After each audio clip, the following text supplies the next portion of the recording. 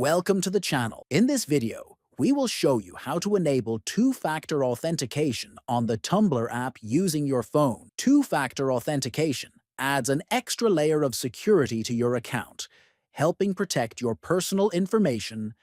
First, open the Tumblr app on your phone. Next, tap on the profile icon located at the bottom. Then, click on the settings icon at the top right. Then, click on Account Settings. Inside the account settings, select the security option. You will see an option to turn on the Authentication app. Click on it and enter your Tumblr account password. Then click Verify to proceed.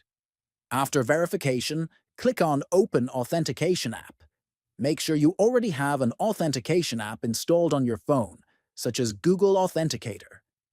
If you are using Google Authenticator, a pop-up will appear, asking if you want to add a token named Tumblr. Click Yes to continue, then click on Next. Next, open your Authentication app and copy the 6-digit code that is generated. Go back to the Tumblr app and enter the code in the required field, then click on Next. Tumblr will provide a backup code that you should save in a secure location for future access.